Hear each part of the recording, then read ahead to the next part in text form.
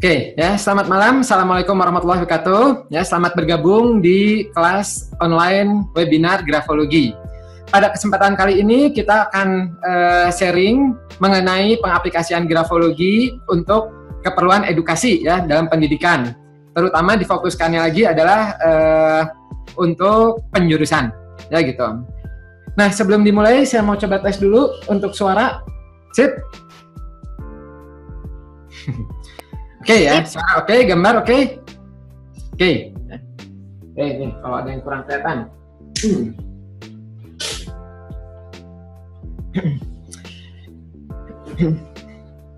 Oke, ini kalau saya lihat ini pesertanya cukup banyak ya, belum apa-apa sudah 17 orang, termasuk saya, jadi ada 16 orang ya.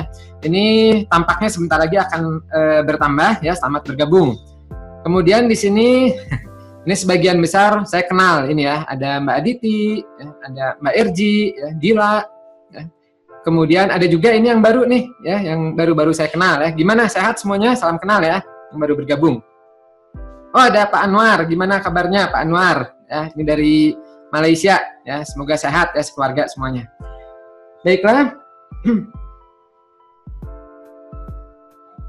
Oke, ya. Nah, kita langsung mulai saja. Ya, dalam keseharian, ya, dalam keseharian banyak yang membutuhkan jasa grafologi, ya, juga banyak yang membutuhkan jasa-jasa psikolog, ya. Di lain itu juga banyak yang hendak melakukan konsultasi untuk berbagai kasus. Ya. Ada salah satunya yang bertujuan untuk ingin mengetahui gambaran diri sendiri. Ada yang tujuannya adalah untuk seleksi rekrutmen. Ada yang tujuannya adalah untuk ingin mengetahui pasangan, ya, ini saya cocok atau tidak nih. Dan salah satu lagi adalah ingin mengetahui tentang jurusan yang cocok. Ya. Sedikit cerita sebelum kita masuk ke materi. Di dalam dunia psikotes, ya, di dunia psikologi, ya, baik itu psikotes secara umum ya, psikologi maupun grafologi, biasanya kami kedatangan klien-klien untuk penjurusan itu terutama pada bulan-bulan Februari, Maret, April. Ya. Itu biasanya periode-periode puncak di mana banyak yang melakukan konsultasi untuk penjurusan. Ya. Hal itu mungkin cukup wajar karena mengingat periode penerimaan kuliah itu ya biasanya pada periode April, Mei itu sudah mulai pembukaan penerimaan kuliah ya, atau kalau tidak, kalau yang swasta biasanya lebih dulu pembukaannya. Contoh di beberapa universitas bulan November, Desember ini sudah mulai penerimaan mahasiswa baru. Nah, yang menjadi permasalahan adalah banyak sekali, masih cukup banyak ditemukan yang mana siswa tersebut, calon mahasiswa itu masih kebingungan apa ya jurusan-jurusan yang cocok bagi saya ya gitu. Dan kadang ketika dia bertanya pada gurunya atau terutama pada orang tuanya pun kadang-kadang suka bingung ya, iya ya, apa ya jurusan yang cocok buat anak saya ini gitu. Sehingga mereka mencari beberapa alternatif atau beberapa jalan untuk mengetahui jurusan yang cocok. Ya. Bagaimana caranya? Itu ada berbagai cara ya, dengan bertanya, mencari tahu dan sebagainya. Itu yang akan kita bahas pada malam ini. Masuk gambarnya? Masuk ya? Oke. Nah, acara ini dipersembahkan dari Kairos International School of Handwriting Analysis dan Grafologi Indonesia. Ya. Kairos itu terutama bergerak dalam bidang pendidikan edukasi di grafologi, ya, yang sifatnya internasional. Grafologi Indonesia itu merupakan salah satu LKP, Lembaga Kursus dan Pelatihan, yang terdaftar di Dinas Pendidikan, ya, di bawah Kementerian Pendidikan, sehingga siswa-siswa yang mempelajari grafologi di kami itu insya Allah terdaftar juga di Dinas Pendidikan. Ya. Nah, tahukah Anda bahwa umumnya banyak yang belum tahu apa jurusan yang sesuai bagi dirinya disebabkan karena hal-hal berikut. Nah, 1, belum mengetahui jurusan yang ada itu apa saja. Dan 2, belum mengenal potensi dirinya dengan baik. Ayo, setuju nggak? Mungkin di antara Anda ada yang suka konsultasi pada Anda, atau mungkin ya Anda sendiri atau mungkin kenalan Anda itu bertanya pada Anda, tolong dong bantu saya ya, jurusan yang cocok buat saya apa sih? Pernah Anda kedapatan seperti itu? Nah, biasanya kalau digali lebih dalam, ya, kasih pertanyaan sederhana aja dulu. Misalnya, oke, sebelum lebih jauh, Anda tahu nggak jurusan-jurusan itu ada apa saja sih? Nah, biasanya di pertanyaan pertama ini saja suka banyak yang kebingungan. Taunya misalnya kedokteran, akunting, ya, kemudian apa? Arsitek, gitu ya, hukum. Nah, tidak jauh-jauh dari hal-hal yang demikian. Sementara pada kenyataannya, realitanya itu jauh lebih banyak jurusan-jurusan di luar sana, ya. Contoh sederhana, misalnya ada jurusan namanya metalurgi, ya. Itu tidak semua orang tahu, ya. Contoh lagi, misalnya farmasi. Farmasi banyak di antara kita yang tahu, tapi betapa banyak siswa-siswa SMA yang masih belum tahu apa itu farmasi, ya. Kemudian antara psikologi sama psikiater, nah sama atau beda? Beda, ya gitu. Nah itu masih banyak yang masih belum mengetahui apa perbedaan tersebut. Nah, sehingga pertanyaan pertama adalah apakah mereka itu sudah tahu tentang jurusan atau belum? Itu adalah yang pertama. Kemudian, berlanjut kedua, yaitu mengenal potensi dirinya dengan baik. Nah, terkadang ini ada satu cerita menarik, ya. Coba, nah. Oh ya, ini bagi yang baru bergabung ya, ini saya lihat ada nama-nama baru. Anda bisa partisipasi di sini ya. Partisipasi di sini itu mudah, bisa Anda dengan chatting, ya, caranya pencet chat yang di bawah ya. Atau nanti kalau chatting berarti Anda ketik ya, bisa dari handphone atau dari komputer. Yang kedua, Anda bisa partisipasi dengan suara. Caranya tinggal di unmute ya, dipencet yang ada gambar speakernya, kemudian unmute. Nanti suara Anda akan muncul di sini dan di semuanya ya, jadi bisa partisipasi. Oke. Ada satu kejadian menarik ya. Coba, Anda sekarang misalnya sebagai konsultan. Ya, ada orang tua yang dia ini punya anak. Anak ini kisah nyata ya, kisah nyata. Nanti Anda coba ya. Anak ini, dia itu kelihatan dari kecil, itu berbakat di musik. Ya, ini waktu tahun 80-an itu, musik tuh masih zamannya tip ya gitu. Anak ini senang sekali kalau diputar musik, dia duduk di situ, ada radio, ada suara, dia duduk di situ gitu.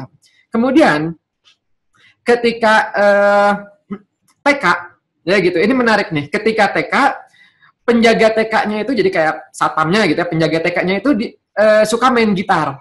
Nah, si anak ini dia memperhatikan gitu penjaganya ini. Dan suatu hari, si anak ini minta izin ya sama yang punyanya itu untuk membawa gitarnya itu pulang. Ya. Kemudian gitarnya itu dibawa pulang dan sampai rumah si anak ini tidak mau sekolah. Ya. 3 hari dia tidak mau sekolah. Orang tuanya kebingungan, gitu ya, membujuk anaknya gitu. Si anaknya di rumah terus-menerus bermain dengan gitar tersebut, ya. Terus sampai akhirnya udah dibujuk, ya, berhasil anak itu akhirnya kembali lagi sekolah. Ini TK, ya gitu. Kemudian udah gitu, ketika SD ternyata bakat musiknya itu semakin berkembang. Ya, dia tadi itu gitar, kemudian berkembang ke piano, ya, berkembang ke suaranya juga bagus, vokalnya. Kemudian berkembang juga ke berbagai alat musik lain. Ya, jadi SMP itu dia sudah menguasai berbagai alat musik. Ya, udah jelas ya, ini udah mulai kelihatan nih bakatnya berarti di musik menonjol dia. Biasanya kalau kita ngelihat yang ahli musik mungkin 1 atau 2 alat musik. Dia itu 5 alat musik lebih. Ya, piano, biola, gitar, bass, drum itu bisa. Ya, kemudian alat tiup kayak misalnya suling gitu, dan berbagai alat musik lain dia bisa menguasai, termasuk vokal gitu. Nah, kemudian akhirnya dia SMA, ini memang anaknya ini pintar ya. Dia SMA, kemudian lulus SMA ya. Ini mau masuk kuliah. Nah, tebak kalau orang tua siswa ini menghubungi Anda, konsultasi pada Anda ya dengan latar belakang tadi ya, jago di bidang musik, berbakat di bidang musik, kebayangnya apa, jurusan apa yang akan Anda masukkan, yang akan Anda rekomendasikan? Ayo, coba. Jurusan seni musik, bagus. Ini pintar ya, anaknya ini pintar, emang jenius. Oke, seni musik, bagus. Ayo yang lain, kebayangnya apa? Bisa, ini yang baru bergabung, bisa cara ini ngetiknya?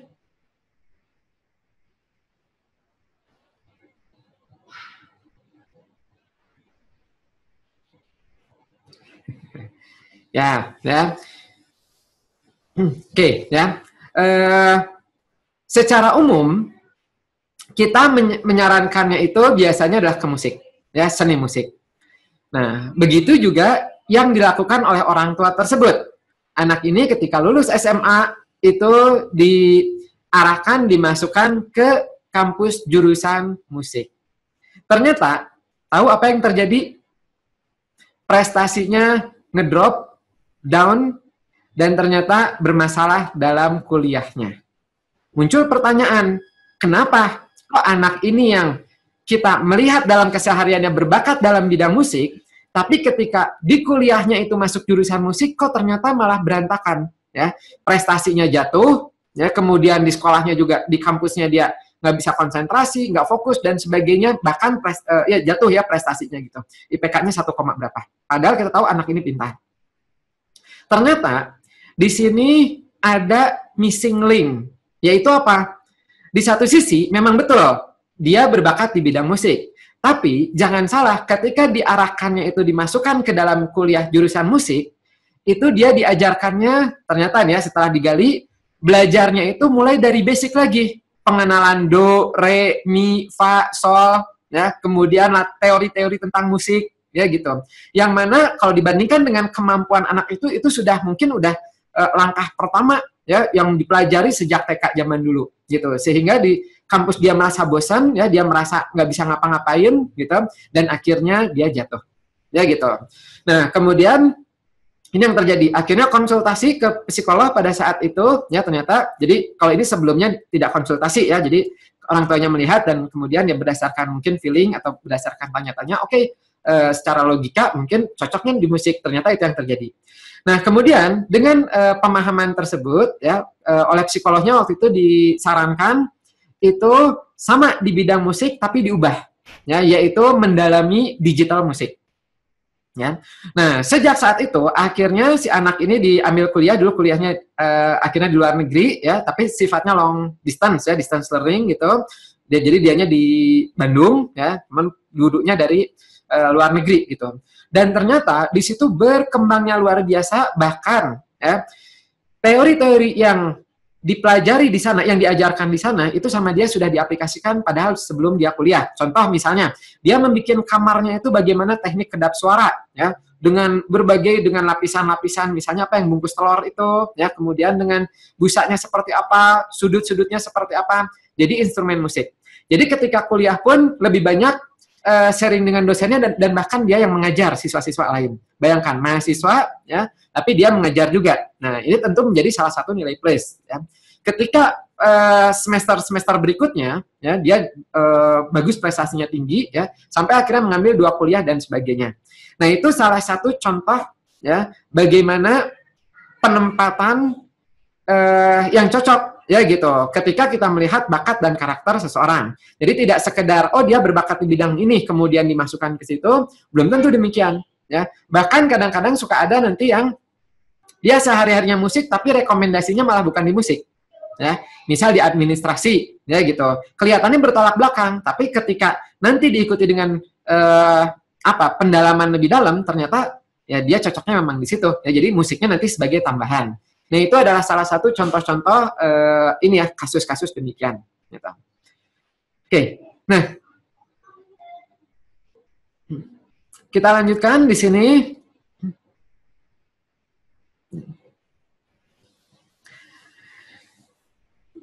Nah, pertama, tentu kita harus mengenal jurusan dalam pendidikan itu dulu. Ya. Umumnya yang meminta konsultasi penjurusan itu biasanya siswa SMA. Ya, siswa SMA untuk memilih nanti jurusan ketika kuliah. Ya. Ada beberapa siswa SMP juga yang konsultasi untuk penjurusan. Cuman secara statistik itu jauh lebih banyak yang konsultasi itu adalah yang SMA. Ya.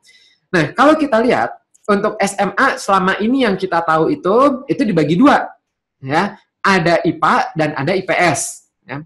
Memang ada satu lagi yaitu IPC. IPC itu campuran, ya, jadi ada IPA dan ada IPS-nya. Biasanya nanti milihnya tuh 3, ya gitu. Misalnya kalau IPC, IPA-nya 2, IPS-nya 1, misalnya seperti itu. Tapi basic-nya itu pilihannya adalah 2, ya, ketika SMA. ada IPA, ini biasanya berhubungan dengan sains teknologi, ya, kelompok jurusan IPA, merupakan jurusan mempelajari atau terkait dengan bidang ilmu MIPA, teknik, teknologi, pertanian, kesehatan, dan sebagainya. IPS ini berhubungan dengan sosial dan humaniora, ya, atau soshum. Merupakan jurusan yang mempelajari atau terkait dengan bidang ilmu sosial, ekonomi, bisnis, manajemen, bahasa, dan sastra, serta seni. Ya, itu. Nah, itu adalah dua pengelompokan itu. Memang ada sekolah-sekolah yang memisahkan bahasa itu sendiri, ya, jadi jurusan bahasa. Tapi secara umum itu dikelompokkannya dua, IPA dan IPS. Nah, bagaimana dengan SMK? Kalau SMK itu sudah penjurusan, ya gitu. SMK itu sudah penjurusan sendiri. Nah, dari sini setelah kita melihat jurusan SMA, berikutnya kita masuk ke jurusan kuliah.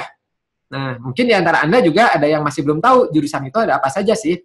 Ini kalau misalnya kita lihat sebenarnya banyak sekali jurusan-jurusan itu ada ratusan jumlahnya, ya. Dan kalau misalnya Anda search di Google itu ada banyak sekali. Ya, saya ambil contoh aja. Misalnya ini diambil dari ini ya hidupsimple.com. Ini banyak ya. Bisa ngambil dari berbagai. Cuman kurang lebih serupa ya. Ada yang lebih lengkap, ada yang tidak terlalu lengkap gitu. Nah, di sini kita ambil contoh jurusan yang pertama adalah yang berhubungan dengan ilmu pengetahuan dan matematika. Contoh, biologi, fisika, geografi, geofisika, kimia, statistik, matematika, dan sebagainya. Nah, kalau kita perhatikan di sini, ini ada 3 jurusan yang menarik, yang serupa, yaitu geografi, geologi, dan geofisika. Ya. Kalau misalnya kita akan terjun sebagai konsultan di bidang penjurusan, tentu kita mau tidak mau harus memahami dulu perbedaan-perbedaan tersebut. Ya, jadi kayak misalnya, apa sih bedanya geografi dan geologi? Ayo, tahu bedanya? Apa bedanya dengan geofisika? Apa bedanya antara statistik dan matematika? Ya, kelihatannya serupa, tapi ternyata beda sekali. Ya, gitu. Fisika dengan geofisika itu berbeda. Nah, itu ada salah satu latar belakang. Nanti akan saya tunjukkan ya lebih detailnya. Nah, berikutnya ada jurusan yang berhubungan dengan ilmu pendidikan dan pelatihan. Contoh, misalnya bahasa Inggris, ya, jadi guru nantinya. Kemudian bimbingan pedagogi itu ya guru juga ya, pedagog. Kemudian konseling tentang karir, ya gitu. Profesi berkesinambungan, gitu. Nah, ini berkaitan dengan profesi tentang karir, ini penting sekali. Ya, nanti akan saya sampaikan. Saya harap ya di sekolah-sekolah itu ada satu jurusan, ada satu mata pelajaran yang berkaitan dengan konseling tentang karir. Ya, kalau bisa ini diajarkan menjadi satu SKS sendiri, gitu. Karena apa?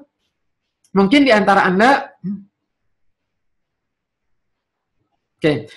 mungkin di antara Anda ada yang terjun di bidang pendidikan. Mungkin ada yang guru, ya, mungkin ada kepala sekolah di antara Anda, atau yang bergerak di bidang dunia pendidikan, gitu.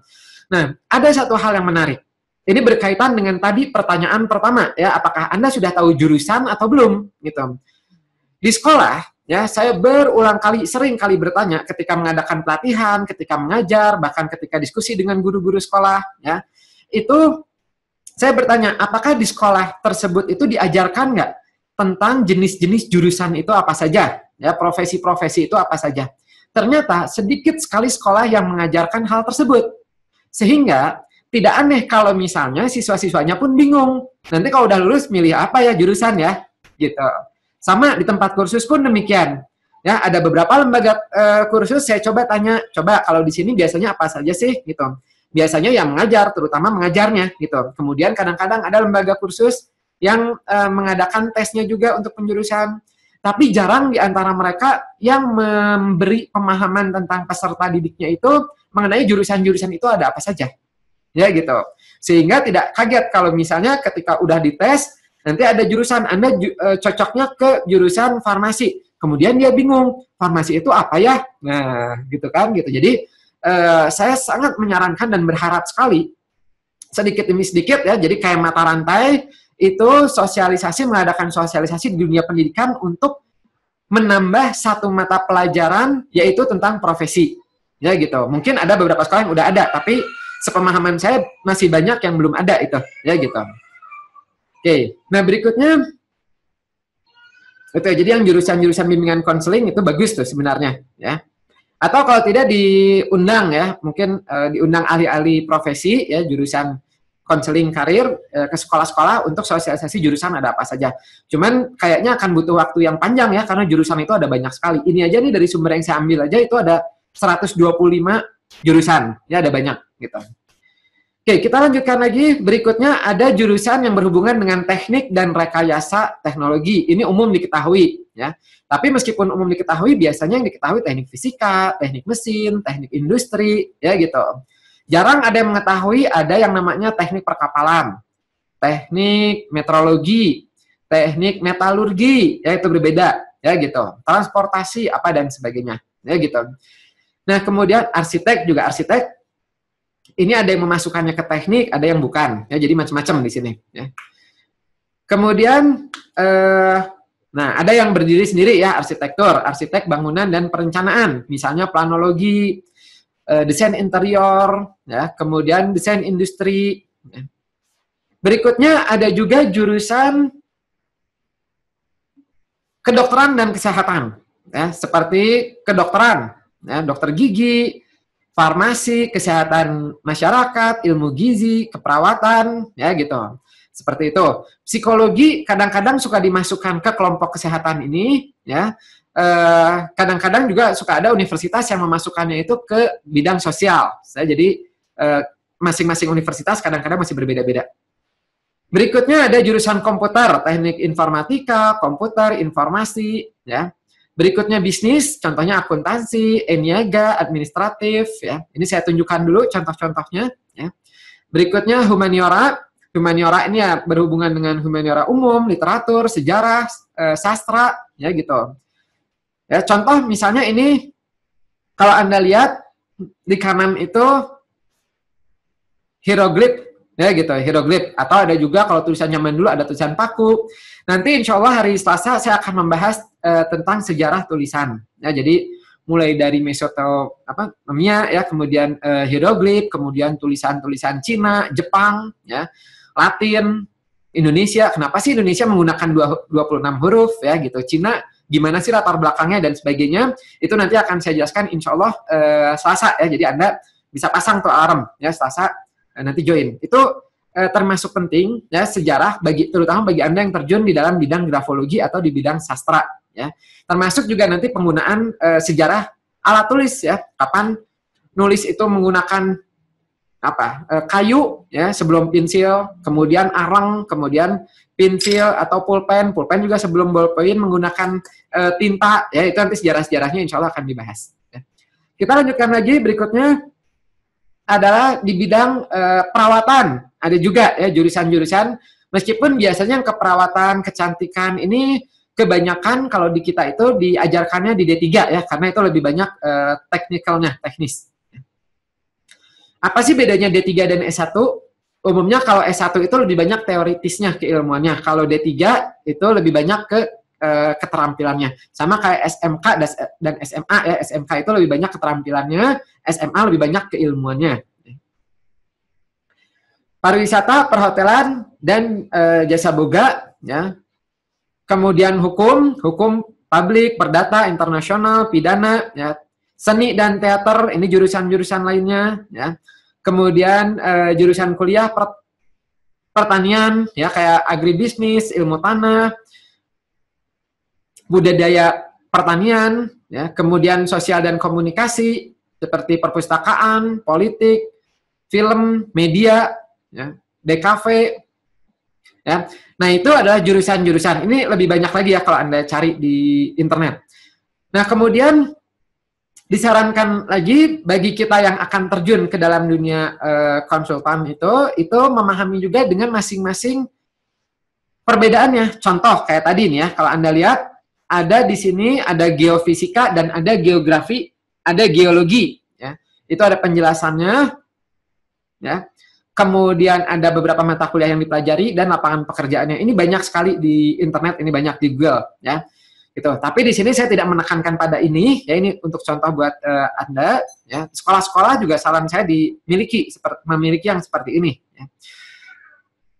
Nah, langkah kedua adalah setelah kita mengetahui jurusan, Langkah kedua adalah memahami tentang diri sendiri. Coba saya tanya, seberapa tahu sih Anda tentang diri Anda sendiri?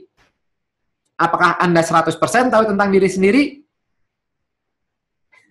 Siapa di sini yang 100% tahu tentang diri sendiri? Ngacung. Ya, biasanya nah kalau ada satu teori yang menarik, yang simpel, mudah, ya, tapi mudah difahami, yaitu tentang Johari Window. Mungkin Anda pernah mendengar ya, Johari Window itu jadi mengilustrasikan kita ke dalam 4. Ya.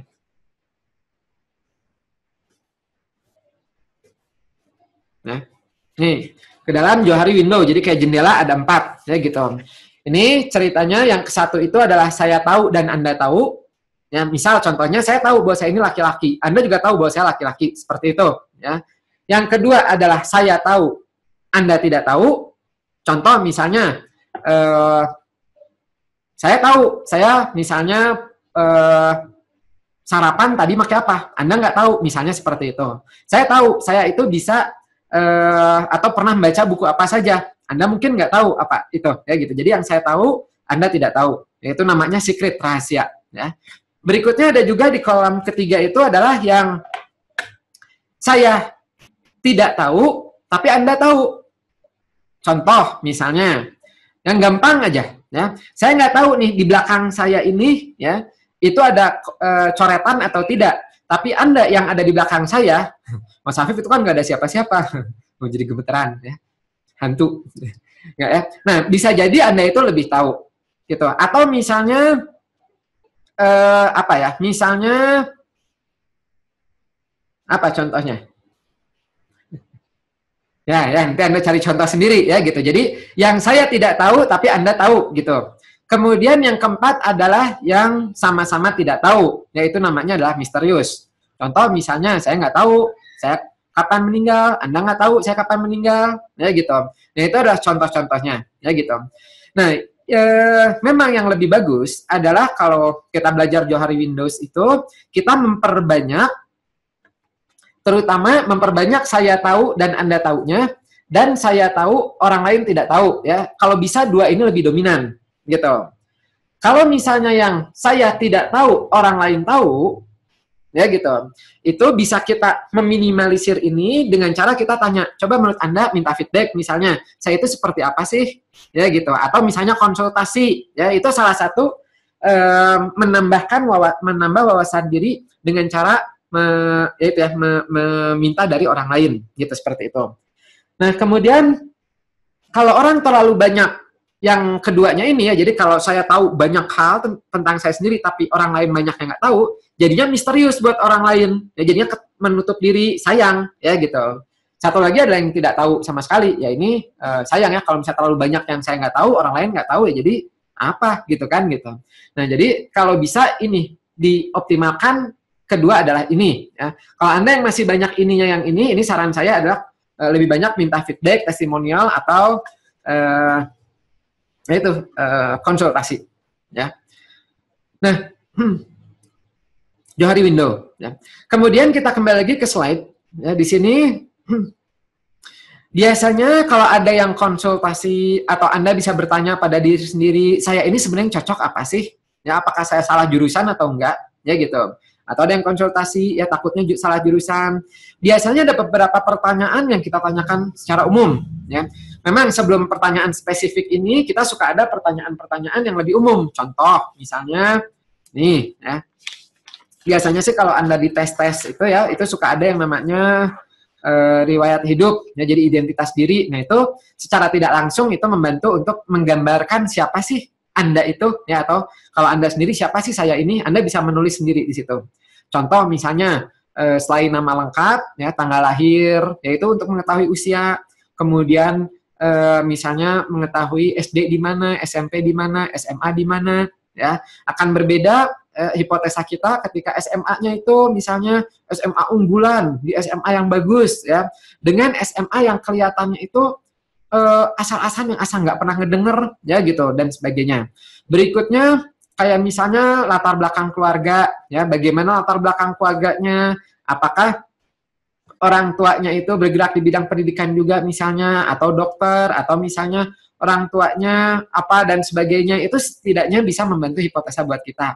Urutan kelahiran juga itu secara tidak langsung bisa memberi hipotesa buat kita. Contoh, anak pertama, ya, anak kedua, anak ketiga, selisihnya seperti apa, tipe ayah dan ibunya seperti apa, apakah ketika berkembangan periode awal orang tuanya ada atau tidak, apakah sibuk, dan sebagainya. Nah, itu bisa memberi data-data tambahan. Apakah kemudian kayak kita juga bisa bertanya apa hobinya, ya.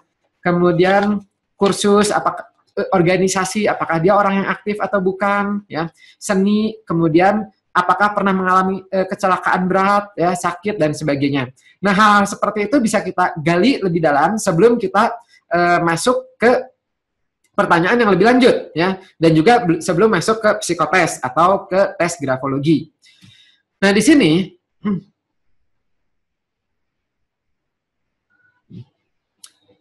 pertanyaan lebih lanjutnya adalah, misal, ya, kalau yang berkaitan dengan penjurusan itu disarankan kita itu gali apa sih minat Anda itu, ya, atau passions, ya gitu. Apa sih minat itu atau passions?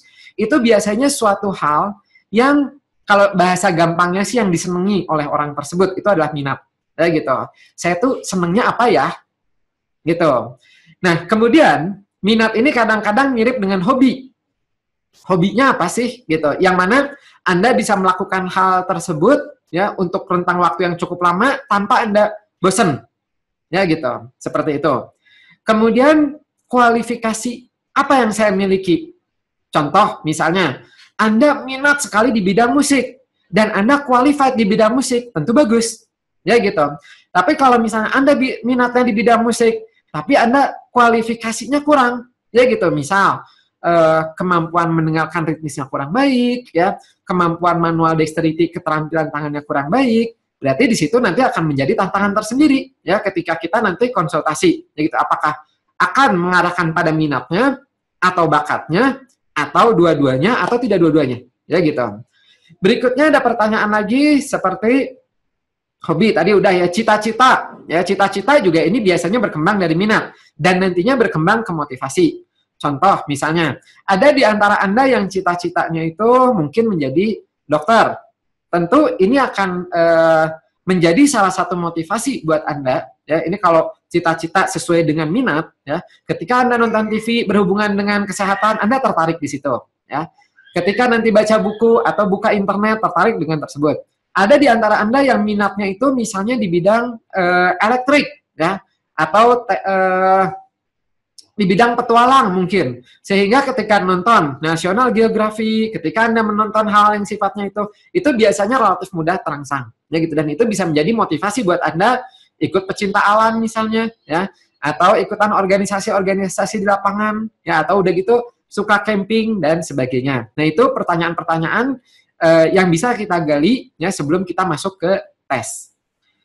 Berikutnya adalah tentu kita harus mengetahui juga tentang karakter atau kepribadian yang bersangkutan, ya. Nah, disinilah lingkupnya lebih dalam. Apa sih kepribadian itu? Kepribadian, coba saya mau tanya dulu. Menurut Anda kepribadian itu sama atau berbeda dengan menurut Anda kepribadian itu apa sih? Sama atau tidak dengan kebiasaan? Dengan perilaku? Beda, ya gitu. Contoh misalnya, ini contoh sederhana ya, gampang nih. Kalau misalnya ada kelasnya itu misalnya di sekolah, ya, mulainya jam 8 pagi.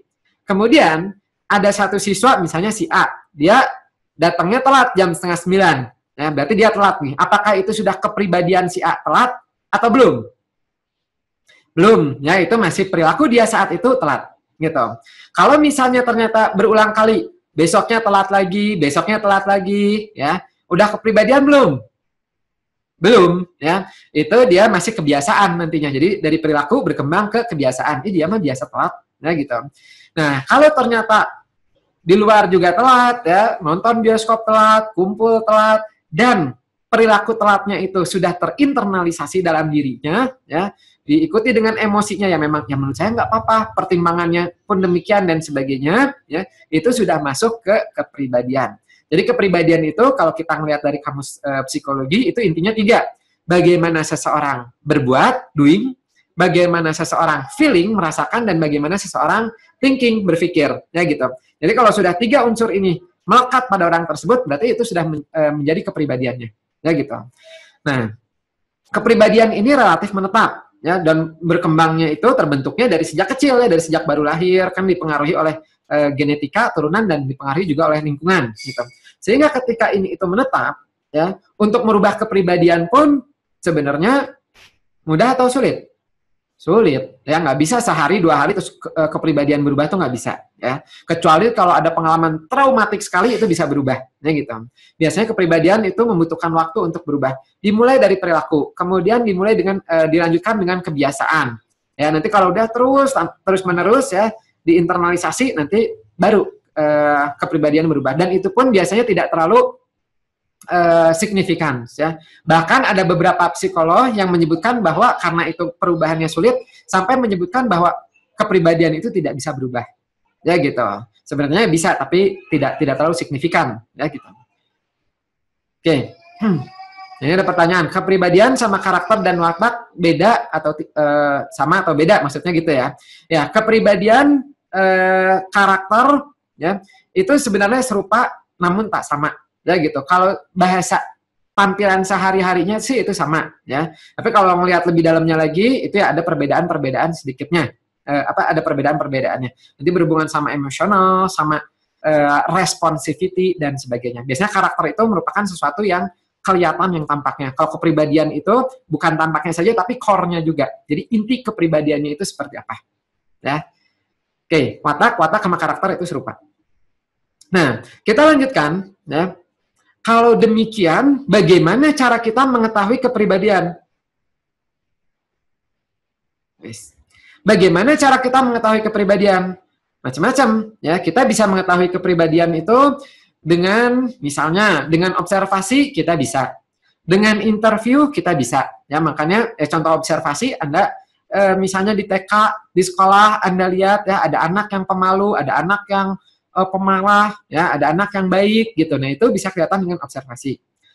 Dengan interview itu bisa juga, ya. Dengan interview misalnya, makanya di perusahaan-perusahaan juga banyak, ya, hampir setiap seleksi rekrutmen itu hampir bisa dipastikan ada interview, ya. Kemudian bisa juga dibantu dengan alat-alat tes diagnostik psikologis atau disebutnya adalah psikotes. Ya, nah psikotes ini macam-macam juga, ya. Ada yang sifatnya proyektif, ada yang sifatnya proyektif plus ekspresif, ada yang sifatnya inventory, ya, dan sebagainya. Nah, untuk grafologi yang nanti akan kita bahas itu masuk di proyektif dan ekspresif. Ya. Oke. Tipe kepribadian itu ada apa? Ada banyak, ya, tergantung dari tes yang kita pakai juga atau teori yang kita aplikasikan, ya. Contoh, tipe kepribadian ada tipologi, ya, dibagi ke dalam 3 tipe tubuh. Ada teorinya Milans, ada teorinya MBTI, ada teorinya DISC, ada teorinya Oceans, Papikostik, ya, ada Eysenck yang sanguinis, korelis, melankolis, pragmatis. Ada yang sederhana itu extrovert, introvert, ya.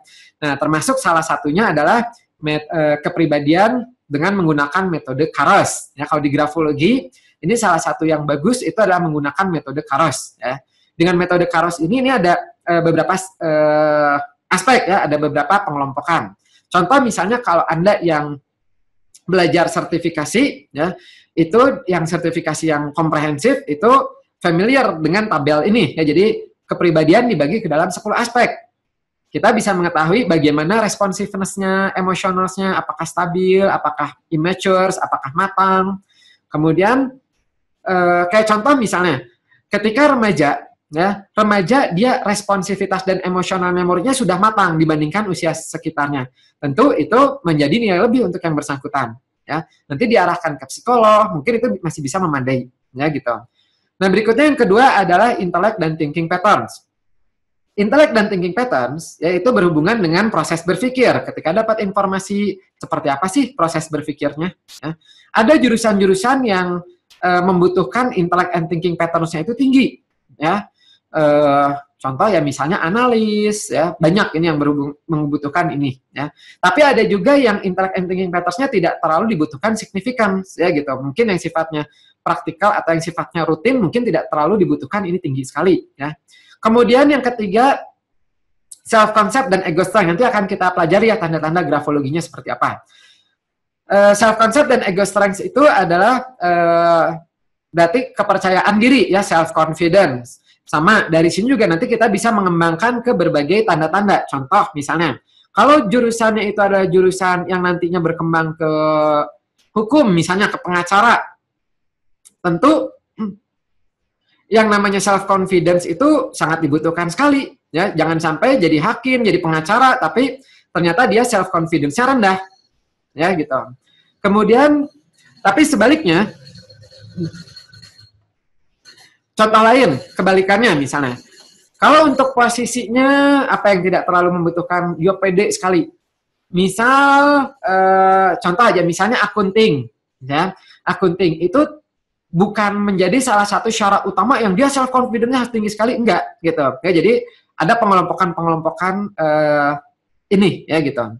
Berikutnya yang keempat, goals dan motivational drive. Ini berhubungan dengan target-target yang dibikin oleh seseorang. Biasanya kalau orang dari tulisan itu kelihatan karakternya dia itu goals dan motivasinya tinggi, ya. Nah, itu bagus tuh nanti berkembang diarahkan kalau jurusan atau profesi yang nanti bisa ke manajerial ya, atau hal-hal yang sifatnya aspirations ya, berkembang di situ bisa. Tapi kalau goals dan motivasinya tidak terlalu tinggi, mungkin nanti lebih cocok ke profesi-profesi atau jurusan yang sifatnya itu misalnya rutin, prosedural, itu mungkin lebih cocok ya, yang standarnya itu lebih banyak. Kelima, itu adalah productivity.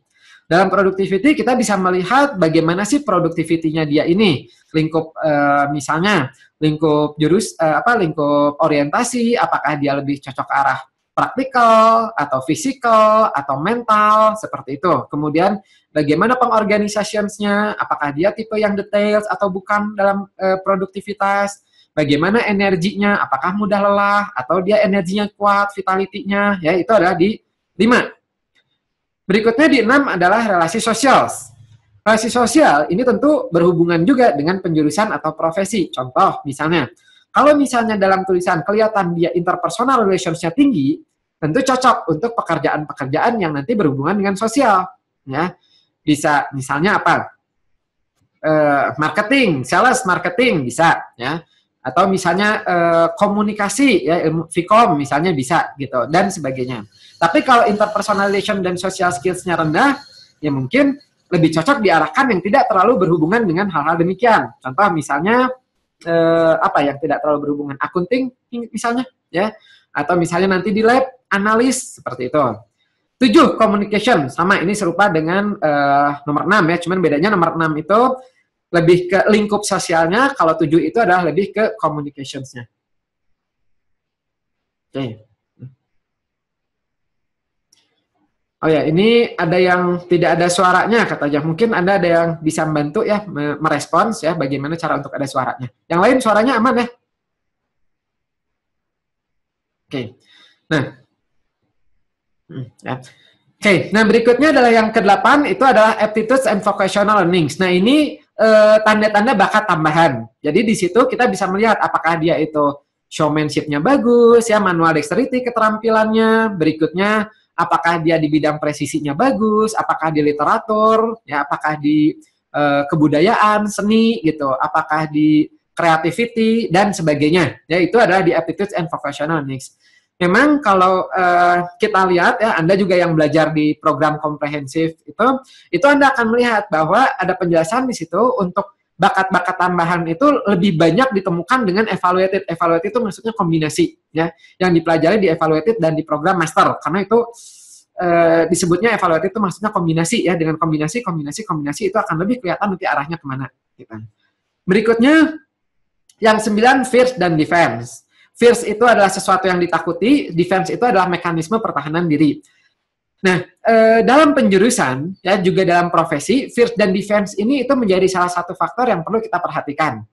Memang ini tidak secara langsung berhubungan dengan jurusan yang dipilih, tapi secara tidak langsung itu pula itu bisa mempengaruhi karakter atau kepribadian dia. Contoh sederhana adalah kayak gini. Anda bayangkan kalau orang yang aspek 6 dan 7-nya tinggi, interpersonal, relasi sosial dan komunikasinya tinggi, tapi fears-nya juga tinggi, dia takut ketemu orang. Nah, di situ bisa menghambat nggak? Tentu bisa menghambat, ya gitu. Sehingga kita menjadi berpikir dua kali nih, apakah cocok dia diterjunkan sebagai dalam jurusan-jurusan yang berhubungan dengan sosial, atau sebaiknya bukan itu, ya gitu. Atau kita minimalisir dulu konflik-konflik dalam dirinya, fears-nya, gitu. Dikonsul lebih lanjut, baru nanti diarahkan ke demikian. Nah, itu menjadi salah satu pertimbangan yang perlu sekali diperhatikan. Ya. Ini beberapa kali ada yang konsultasi, ya pada saya contoh misalnya, ada orang itu berbakat sekali, tanda-tanda leadership-nya tuh tinggi, ya gitu. Potensi bakat leadership-nya tinggi, gitu. Nah, namun sayangnya kelihatan juga tanda inferiority-nya, inferiority ragu-ragunya gitu ya.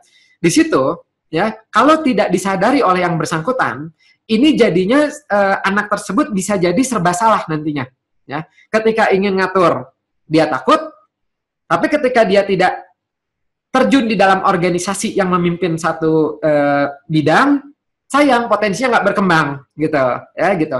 Jadi ketika diketahui seperti itu, nah kita bisa menyampaikan apa kelebihannya, apa hambatannya, dan kita bisa konsul lebih lanjut untuk menyikapi hal tersebut. Ya. Kalau Anda, mungkin di antara Anda ada yang latar belakangnya psikolog ya atau konsultan, itu Anda silakan, Anda bisa langsung mengkonsul klien tersebut, ya gitu. Jadi dengan teknik-teknik terapi yang Anda miliki, biasanya dengan konsul pun itu bisa di sini ya.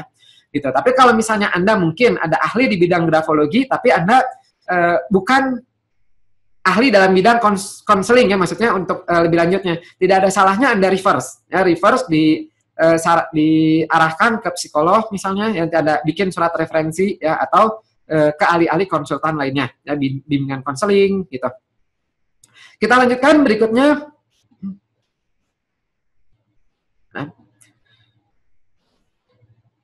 Nah, ini ya, jadi salah satu untuk mengetahui kepribadian itu adalah dengan grafologi.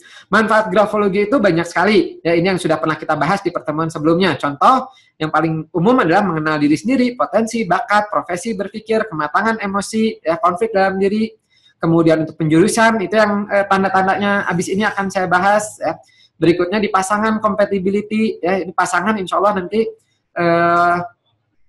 mungkin 2 minggu lagi ya saya akan membahas pengaplikasian grafologi dalam pasangan. Mau nggak? Ya, gitu. Jadi Anda lihat nih, ya ini Anda yang jomblo, ya ini kepake. Anda yang sudah punya pasangan juga kepake juga ya, lihat kecocokannya. Ya. Nah berikutnya di perusahaan, ya seleksi rekrutmen. Berikutnya di hukum forensik ya, ini terutama di bidang autentifikasi ya, keaslian tulisan dan tanda tangan. Forensik ini kalau Anda lihat itu kebagi 3 ya, jadi ada yang latar belakangnya psikologis, ada yang semi psikologis, ada yang non psikologis ya. Oke, nah sekarang kita akan masuk fokus ke yang kedua, yaitu yang penjurusan ya gitu. Bagaimana mengaplikasikan contoh grafologi dalam penjurusan ya. Ini di sini saya ambil satu contoh panduan dari bukunya Bu Erika, judulnya Occupational Trait Inventory for Handwriting Analysis. Ini memang kalau ngelihat dari sini, ini sebenarnya bukan penjurusan kuliah, tapi adalah profesi kerja. Tapi nggak ada salahnya karena sama ya, nanti dari kuliah juga ke kerja, dan biasanya yang dibutuhkan pun demikian. Anda yang mengambil sertifikasi di Kairos ya, program komprehensif itu dapat buku ini. Ya, ada di dalam modul 4. Ini bagus sekali. Itu isinya ada 100 bidang pekerjaan, yang mana masing-masing itu ada lagi. Jadi itu ada sekitar 500 pekerjaan lebih, yang nanti akan saya tunjukkan pada Anda, termasuk tanda-tanda grafologinya di sini. Ya gitu. Bagi Anda yang belum punya, don't worry ya, kalau mau beli bukunya ini silakan. Ya, ada di website kami atau kalau mau gampangnya di Tokopedia /Kang Afif itu ada. Ya gitu. Nah tapi buku ini itu langsung ke tanda-tanda traits-nya, tidak ada ilustrasi dan penjelasannya. Jadi memang disarankan Anda mendalami grafologinya ya kalau misalnya Anda mau gitu. Nah, kita ambil contoh di sini. Yang pertama yang akan kita bahas itu adalah jurusan legal practice. Ya, practice. Ini contoh-contoh jurusannya itu kayak misalnya legal itu berarti ya kayak hukum, ya, jaksa, kemudian nanti ini profesinya ya pengacara, ya, kemudian notaris dan sejenisnya. Contoh lingkup aktivitas pekerjaan ini berhubungan dengan pengaplikasian pengetahuan tentang undang-undang, informasi dan penegakan hak dan kewajiban hukum, perwakilan di pengadilan, ya jadi apa namanya tuh? Lawyer, pengacara ya, pengacara. Berikutnya menyiapkan dokumen-dokumen hukum, kemudian negosiasi berhubungan dengan pengadilan, administratif maupun apa itu? Kuasi yudisial, hakim dan sejenisnya. Nah, gitu. Nah, itu adalah hukum. Nah, dari sini nanti kita coba lihat ya. Saya mau tebak-tebakan dulu dengan Anda, ya. Menurut Anda mana nih yang cocok untuk jurusan di bidang hukum?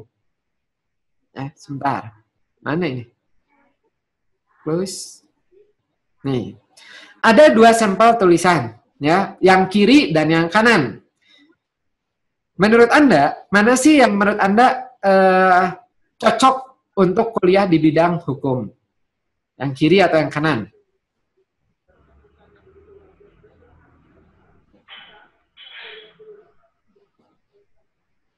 Silakan. Kanan, kiri. Ya, yang kanan mungkin. Ya, oke, ini banyak yang kanan ya gitu. Ya, yang betul di sini yang lebih cocok untuk hukum adalah yang kanan. Nanti akan kita bahas ya, kenapa yang kanan bukan yang kiri. Ya. Contoh lagi yang kedua, mana yang lebih cocok untuk hukum? Ingat ya, nanti pengacara harus siap berdebat, harus siap menghadapi orang lain. Kiri, yakin kiri? Kanan, ya bagus. Di sini juga yang kanan. Coba ada lagi nggak contohnya? Masih ada ini, ya. Nah, ini ada yang atas dan ada yang bawah. Mana yang menurut Anda cocok untuk di bidang hukum?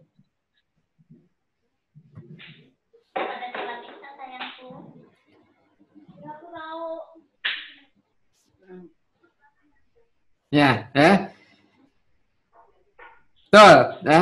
Yang atas, ya gitu. Oke, nah, gimana tanda-tandanya? Coba kita lihat dulu. Anda bayangkan dulu, untuk hukum itu, untuk terjun ke hukum tuh kebayangnya orangnya harus seperti apa sih yang diharapkan? Apakah malu-malu atau berani? Tentu berani, ya. Apakah dia tipe yang sebaiknya yang superficial? Superficial itu maksudnya yang baca sesuatu itu secara cepat, ya, cuman skimming permukaannya saja, atau menganalisa dengan baik? Tentu yang menganalisa, ya. Berikutnya coba kita lihat apa lagi, ya. Nih kita lihat. Apa saja tanda-tandanya? Ini saya menunjukkan contoh-contohnya ya untuk inspirasi buat Anda. Nih.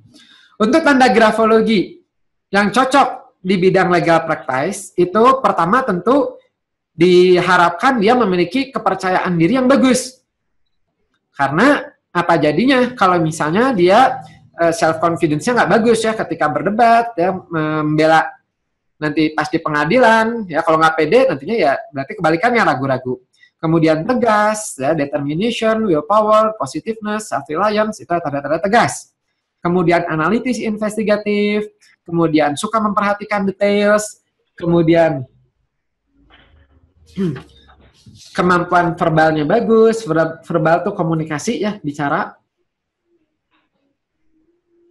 Kemudian kalau bisa desirable tuh diharapkan kalau bisa diplomasi ya, jadi menyampaikan sesuatunya juga enakan, integritinya bagus, proses mentalnya bagus ya, kalau bisa originality juga ya lebih bagus ya. Jadi maksudnya originality di sini bisa melihat dari sudut pandang yang unik yang berbeda. Kemudian objectiveness ya, responsiveness dan sejenisnya. Nah, seperti apa contoh-contohnya? Kita lihat percaya diri. Percaya diri ini sebenarnya salah satu tanda grafologi yang cukup kompleks ya. Tapi paling lengkap itu, paling banyak itu adalah integrity. Integrity itu tandanya ada 40 lebih, yaitu dipelajarinya di master. Nah, kita coba lihat yang percaya diri. Tanda self-confidence atau percaya diri dalam tulisan tangan itu ada banyak. Contoh, di sini saya menunjukkan 3 di antaranya. Yang pertama, orang yang pede itu biasanya tulisannya itu ukurannya medium Ada besar. tulisan restart Ya. ya. Kenapa? Karena Tiba-tiba. ya, Enggak banget. ya. Kenapa? Karena kalau kita lihat untuk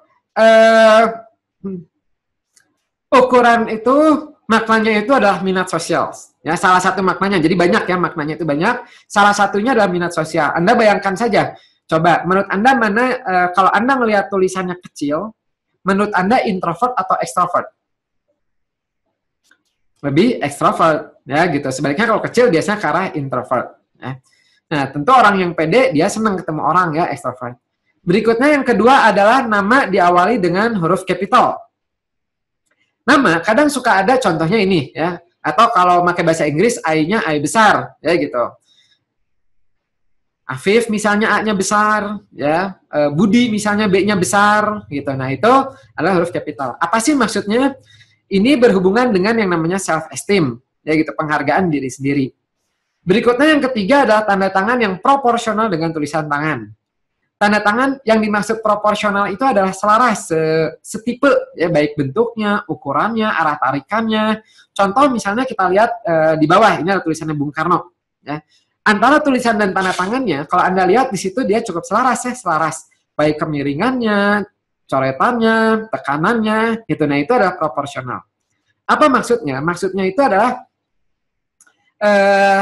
dia memiliki salah satu tanda integrasi kepribadian yang bagus antara real self-nya, ya, actual self-nya dengan ideal self atau sesuatu yang ingin dia tampilkan. Ini bagus, ya. Dan beberapa tanda lainnya. Jadi self confidence itu banyak tandanya. Ya. Nah ini salah satu tanda hukum. Berikutnya, tentu kita tidak boleh menyimpulkan hanya dari satu tanda saja ya, harus kita gabungkan dengan tanda-tanda lain. Tanda berikutnya adalah tegas. Ketegasan dalam grafologi itu bisa kelihatan dari berbagai tanda, ya. Terutama dari tarikan-tarikan yang straight itu lurus, ya, tegas. Contoh misalnya kayak nulis kotak ya, seret. Nah itu tegas tuh. Kan ada yang ragu-ragu, ada yang tegas seperti ini.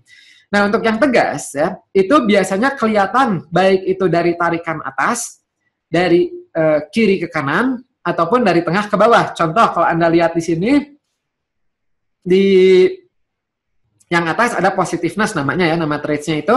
Anda lihat, di huruf B-nya itu tarikannya itu lurus, tegas, straight. Ya. Atau ini nulis huruf L, ini ya, L. Straight, kelihatannya tegasnya ya. Gitu.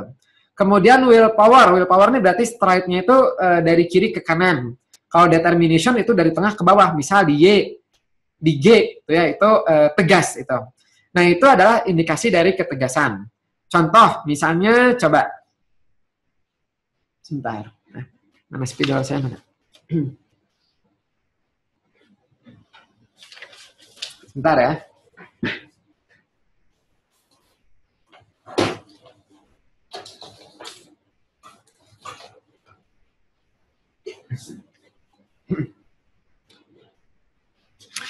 Coba Anda tebak-tebakan. Secara logika aja, ya. Saya akan membuat 2 buah kotak. Ini sering ya di kelas nih saya tunjukkan. Mana yang menurut Anda yang lebih tegas? Yang atas, saya bikin kotaknya seperti ini.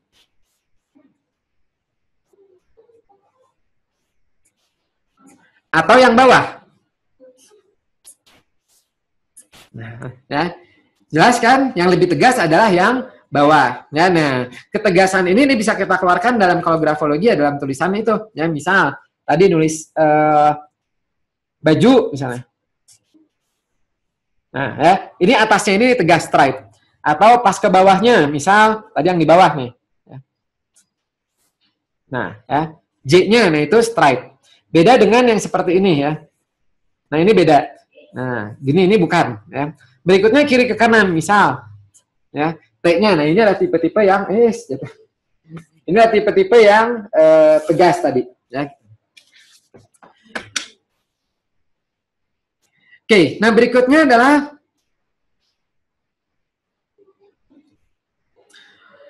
analitis atau investigatif. Analitis atau investigatif itu jadi dorongan dalam diri untuk menganalisa lebih dalam ya informasi yang dia terima. Nah, contoh di sini adalah sudut ya, tandanya itu adalah sudut di bawah huruf M dan huruf N ya. Kayak misalnya ini jelas sekali nih ya, M, N-nya ini sudut-sudut seperti ini. Nah, apa sih maksudnya analitis dan investigatif? Analitis dan investigatif itu biasanya pada dasarnya dia tidak mudah percaya, ada dorongan dalam diri untuk menggali lebih dalam informasi yang diperolehnya ya. Apa latar belakangnya, apa sebabnya ya gitu. Kenapa seperti itu? Nah, itu adalah contoh-contoh dari analitis investigatif. Nah, berikutnya ada tipe verbal. Tentu diharapkan sebagai yang terjun di dalam bidang hukum, ya itu kemampuan verbalnya pun bagus. Ya. Tanda verbal itu bisa kelihatan dari kombinasi beberapa tanda. Yang pertama itu disebutnya tanda tolkatif, ya jadi A dan O-nya itu kebuka. Contoh kalau Anda ngelihat di sini ada huruf A, ya. Nah, itu A-nya ada ada itunya ke atas, atasnya terbuka. Berikutnya yang kedua adalah bentuk-bentuk yang fleksibel seperti ini. Fleksibel itu mengalir, G-nya dialirkan, yang tanda panah biru, kemudian dialirkan kayak T ke H seperti ini yang tanda merah, ya tanda panah merah. Gitu. Kemudian tulisan cepat atau komprehensif, itu adalah tipe-tipe verbal. Verbal itu berarti mudah menyampaikan apa yang dalam pikirannya. Berikutnya tanda tambahannya, tadi talkatif udah, ya argumentatif juga ini di satu sisi, kalau itu memang reduktif ya, dia suka berargumen gitu, tapi sebagai di bidang hukum ya ini bisa menjadi nilai lebih ya. Argumentatif itu tandanya adalah huruf P kecil yang ada tarikan ke atasnya. Contoh Anda bisa melihat di layar ya, itu P ada kepalanya di atasnya, nah itu ada tipe-tipe argumentatif ya. Fluidity ini udah ya tadi mengalir P ke E misalnya, di huruf G-nya gitu. Oke, nah itu ada contoh-contoh untuk hukum ya. Bisa diikuti? Bisa ya, masih ada waktu nggak? Sih, nah. Oke, nah di sini saya tambah lagi berikutnya adalah jurusan sekretaris. Sekretaris, nah sekretarial itu kalau kita lihat sekretaris itu dia banyak berhubungan dengan tugas-tugas yang berhubungan dengan clerical, jadwal, administratif, merapikan agenda, menjawab telepon, kadang interview atau menseleksi pengunjung, korespondensi dan sebagainya. Ya, sekretaris ini banyak ya, dan perusahaan pun kadang-kadang suka berbeda definisi sekretarisnya. Ya, ada yang sekretaris itu sama dengan admin, jadi ya berhubungan dengan administrasi. Ada yang sekretaris itu juga menjawab telepon dan sebagainya macam-macam. Tapi kurang lebih nggak jauh-jauh dari hal demikian ya sekretaris. Nah, contoh, sama seperti tadi, sebelum kita masuk tanda-tandanya, coba Anda lihat lagi dan Anda tebak-tebakan. Ya. Manakah yang menurut Anda cocok sebagai sekretaris? Yang kiri atau yang kanan?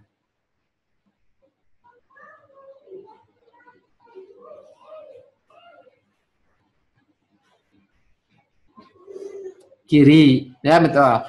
Kita lihat kenapa yang kiri lebih rapi, ya lebih teratur ya dibandingkan yang kanan. Ayo contoh berikutnya. Mana di sini yang cocok sekretaris?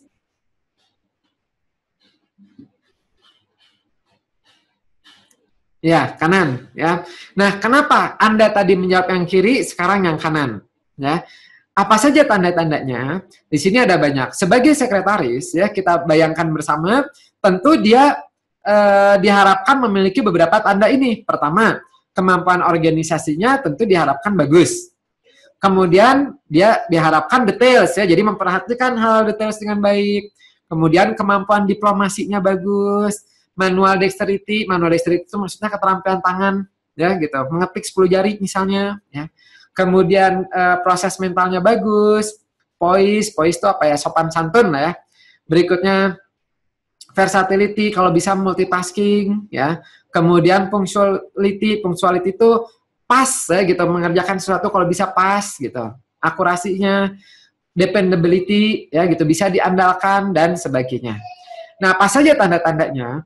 Untuk organizational ability, ini relatif mudah kelihatan dari tulisan tangan, meskipun organizational ability itu banyak tandanya. Ya. Kita bisa lihat di sini, contoh di sini, kita melihat dari 5 sumber. Pertama, yang organizational ability-nya bagus, itu marginnya rapi. Kemudian, ya. Sebentar. Ya. Yes.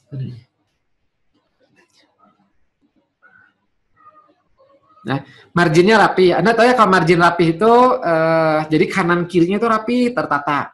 Kemudian baseline-nya itu konsisten, jadi nggak bergelombang. Ya, contoh kalau Anda lihat di layar, itu adalah contoh baseline yang konsisten, ya, yang lurus. Kenapa? Karena kalau misalnya bergelombang, itu menunjukkan konsistensi atau stability emosional. Kalau misalnya masih bergelombang, ya itu berarti dia masih mood, ya, terbawa oleh mood. Berikutnya yang ketiga adalah spasinya itu rapi, bagus, ya, jarak kata, barisnya konsisten, baik. Nah, itu adalah contoh-contoh ini, ya, kemampuan apa namanya, memplanning dengan baik, ya, spasi itu.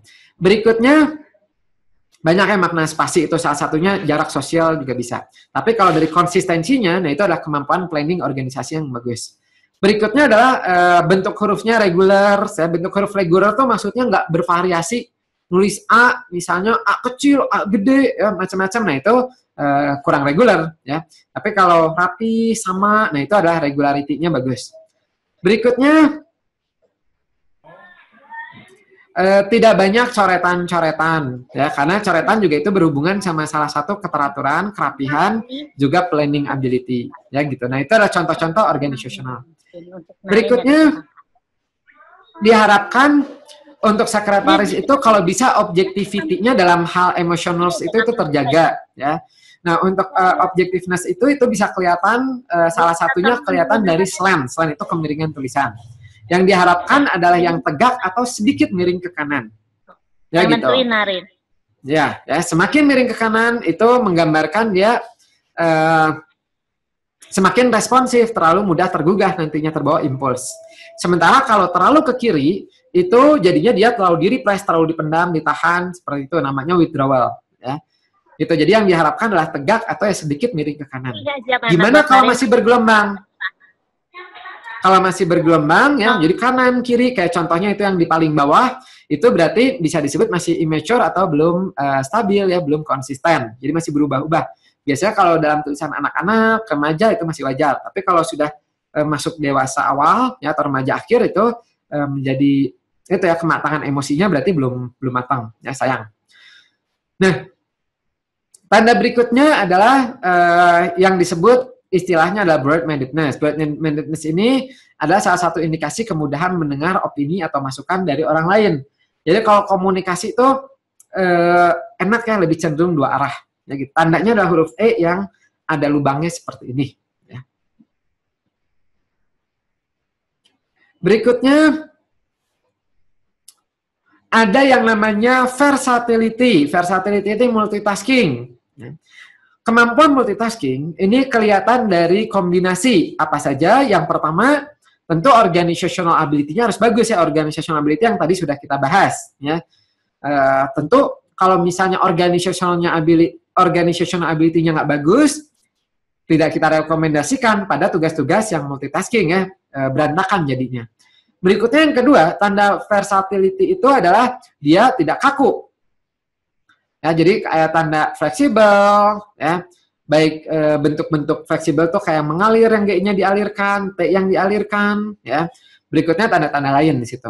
Berikutnya adalah tanda self confidence-nya pun disarankan medium ke high, ya, jadi cukup bagus di situ. Karena kalau misalnya self confidence-nya rendah, ya, tentu dianya sendiri nggak yakin dengan multitasking-nya, ya, gitu. Jadi disarankan satu seperti itu. Oke, ya, sampai situ tanda-tanda grafologi, ya. ada banyak ya tanda-tanda grafologi ya untuk penjurusan. Anda yang sudah mengambil sertifikasinya itu Anda bisa mempelajarinya di modul 4 ya gitu. Tapi kalau misalnya mau apa bisa juga baca di buku tadi Occupational Third Inventory. Bagi Anda yang ingin belajar ya silakan belajar ya, ini informasi buat Anda nih. Kalau mau belajar dan konsultasi, kalau konsultasi penjurusan itu Anda bisa konsultasi kalau menggunakan grafologi bisa di kami ya Grafologi Indonesia atau di Motekar ya di NS juga bisa ya. Prakarsa Daya Motekar tuh di Dago ya, itu biasanya ketemu langsung ya konsultasi. Biasanya kalau konsultasi dengan kami itu 2 jam ya, karena satu kasus itu 2 jam karena biasanya kami tidak sekedar oh ini cocoknya ini, tidak cocoknya ini, bukan itu aja, tapi ada edukasinya di situ sehingga siswa atau klien itu tahu kemana sih arah yang baik itu ya. Selain pilihannya juga nanti bisa menentukan berbagai alternatif lainnya. Ya. Berikutnya bisa juga di biro-biro psikologi di Indonesia itu banyak sekali ya. Contoh misalnya bisa di fakultas-fakultas psikologi biasanya itu ada di memiliki layanan-layanannya sendiri. Misal di Biro Psikologi Unpad, di BPIP di Dago, di Maranatha ya ada, di P3T-nya, di Unisba ada, di biro-biro lain juga ada ya, di Motekar, di NS, di Swaparinama kalau di Bandung ya, di Persona dan sebagainya itu banyak. Ya di kota-kota Anda juga saya yakin ada ya. Berikutnya kalau mau belajar grafologinya itu silakan ya. Salah satu yang direkomendasikan yang internasional itu adalah di Karos ya, Karos International School of Phonetic Analysis. Itu bisa mendaftar di kami juga, yaitu belajarnya bisa sistemnya seperti ini, webinar ya, ada online-nya, ada videonya, juga ketemuan langsung juga bisa ya, ada kelas intensifnya dan macam-macam. Itu belajarnya mendalam ya, jadi box-nya aja itu banyak sekali. Bagi Anda yang berminat di grafologi, silahkan saran saya ambil ya gitu. Mumpung ada pengajarnya di Indonesia. Ya. Dan untuk informasi di Indonesia itu udah banyak ya, udah 1000, mungkin mendekati 1.500 ya siswa kami itu gitu. Nah, kliennya juga banyak ya. Yang membutuhkan jasa grafologi itu banyak sekali, di perusahaan banyak, di pendidikan banyak, ya di kompetitif banyak. Kalau Anda ingin sekedar membeli bukunya saja silakan, itu ada di tokopedia.com/Kang Afif, itu bisa, mau cicilan juga bisa, silakan, yang mau cari-cari di situ silakan. Nah, ini iklan ya, promosi. Tapi siapa tahu bermanfaat. Nah, sampai situ materinya. Silakan kalau Anda ada yang mau ditanyakan, silakan. Ya, bermanfaat nggak ilmunya malam ini? Manfaat ya. Ini kalau saya lihat ini banyak ya peserta baru di sini ya. Tapi ada juga beberapa yang siswa ya. Siapa tahu yang siswa semakin menggambarkan lagi seperti apa sih nanti terjun ke lapangan. Kalau yang siswa sih itu Anda bisa baca di modul 5, itu ada bukunya bagaimana menjual jasa grafologi, sudah disiapkan oleh Bu Erika ya. Gitu, terjun ke sekolah, ke kampus-kampus seperti apa. Nah, berikutnya kalau misalnya Anda mau belajar ya silahkan. Nah, ini ada pertanyaan bagus nih. Bagaimana melihat minat dan bakat dari grafologi? Nah, kalau untuk minat, nah ini minat dan bakat ini sebenarnya berbeda. Ya, kalau minat itu biasanya sesuatu yang disukai oleh orang tersebut. Ya, dan untuk mengetahui minat itu paling gampang adalah ditanya. Tapi kadang-kadang ditanya pun itu tidak orang kadang-kadang suka bingung sendiri apa ya gitu. Nah, sehingga bisa dibantu dengan tes-tes lain. Contoh misalnya dengan tes Kuder, dengan saya lupa, RMBI ya gitu. Jadi itu lebih spesifik lagi minatnya apa.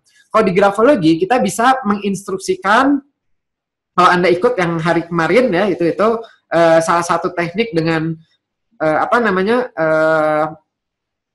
grafologi itu instruksinya, grafologi termasuk salah satu tes yang instruksinya bisa di custom. Kalau mau terjunnya di penjurusan, Anda bisa menginstruksikan ketika menulis itu, silakan Anda tulis tentang hobi minatnya Anda, ya. Itu silakan. Nanti dari situ kita baca di situ, ya.